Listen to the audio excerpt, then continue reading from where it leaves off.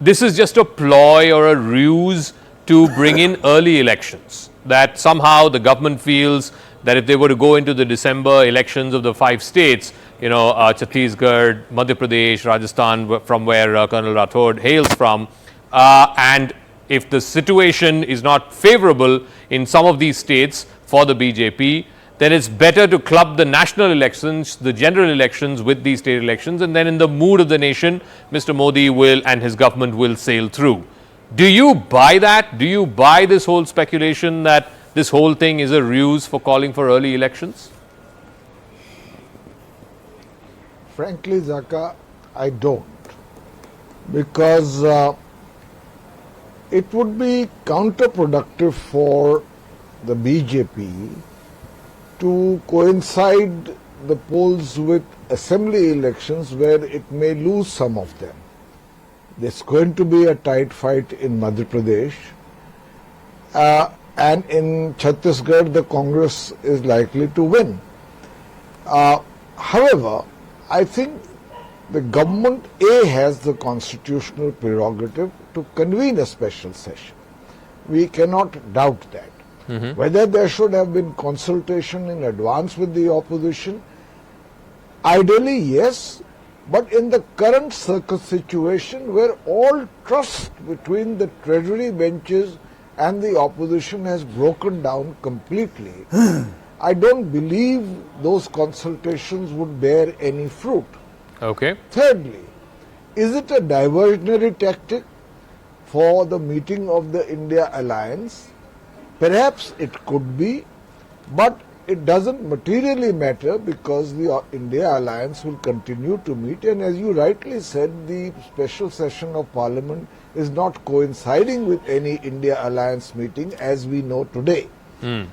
Fourthly, I think the government is in a hurry to finish or bring in or introduce or show the intent to be serious about certain unfinished business in parliament.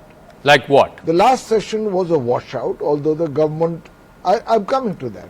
The last session was a washout because the government did pass some bills. But there are other bills, like for instance the Uniform Civil Code, for which the government has been accused of propounding it, proposing it, but not even coming yet with a draft. And therefore it can be accused of not showing what it intended to do. Maybe we'll see a draft of the UCC.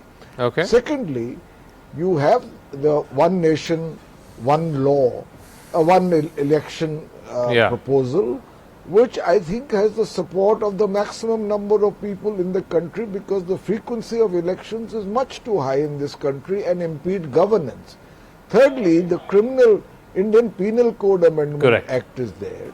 And any other issue the government feels it needs to expedite in advance of the elections just in case there is an eventuality where the winter session has to be either curtailed or elections are preponed. As of now, my feeling is the government will not prepone the elections by more than 1 month or 6 weeks at the most. Okay. And that is primarily, of course, the April-May election would have meant, holding elections in the peak of summer, and that may not be the best time for people to turn up in large numbers. So that's possible. But let me ask Dr. Shantanu Sen this.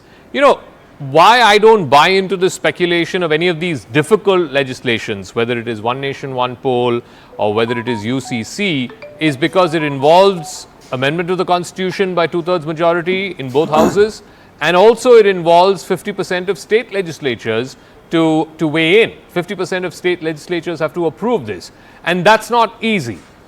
Is it possible, and this is where I feel the opposition may be missing a trick or maybe, barking up the wrong tree.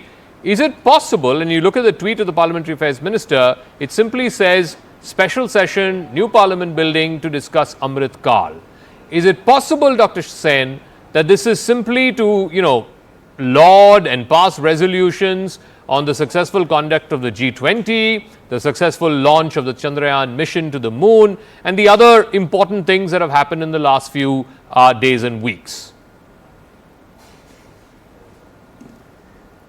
See, with all humility, I would like to remind you that your house has been informed by our party that particularly on this ground, our party stand will be made clear by our party supremo, Madam Mamata Banerjee. Sure, fair enough. So I won't speak anything on this right Yes. now. Thank you. Yeah, absolutely. Okay. No, what I do want to know is this special session of Parliament. What is your? Okay, all right. I believe Dr. Shantanu Sen has taken off his earpiece, but we'll see. My question was a very generic one about the special session of Parliament. But Madhu Gaudiyaski, let me come back to this whole speculation that's doing the rounds. You've been talking about, this is to divert attention from the India meetings, this is to divert attention from the Adani issue. But fact of the matter is, none of this, Madhu Gaudiyaski, cuts ice with the fact that this is going to happen 2 weeks from now, 3 weeks from now. And frankly, a special 5-day session, A, the government is well within its right, and B, more importantly, is going to come immediately on the back of what we saw, whether it is the Chandrayaan launch, the successful one, whether it is the G20 meeting that's going to conclude in about 10 days' time from now. This could simply be, as we saw in 1997, the special session convening to laud India for 50 years as an independent republic. This could just well be to usher in Amrit Kal, as the government claims. That's exactly my point, Zaka. As you said, to celebrate the 50th year of independence. Why there is a secrecy? Why the government is not revealing why it is? What is Amrit Kal? When 300 million people still below poverty, thousands of lakhs of people, youth of the country have no jobs, price rise, and the scams of Adani, why there is secrecy? Why the government is not revealing? That's exactly my point is.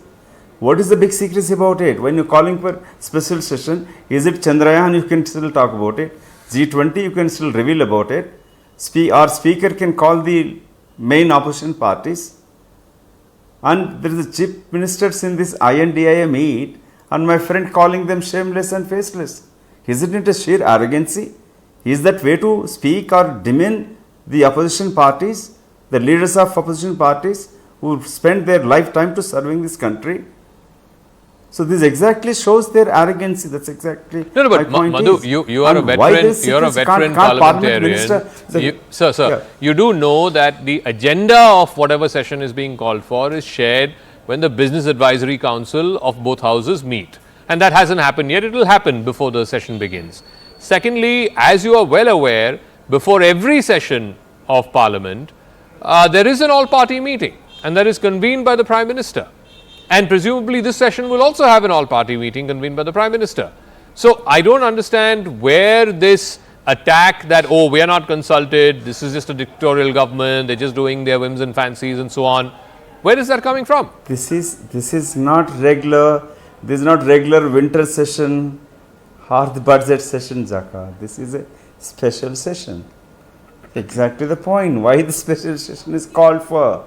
Why can't reveal it? It's not partition, right? Celebrating Chandrayaan, it's a saluting scientist. Doesn't belong to which political party they are. It's a duty of every citizen to respect the scientists. Okay. If it is what Amrit Kal they're talking about, if G20, it's India representing. It's not just the BJP or Narendra Modi ji is doing it. It's a pride to the country. So why there is secrecy?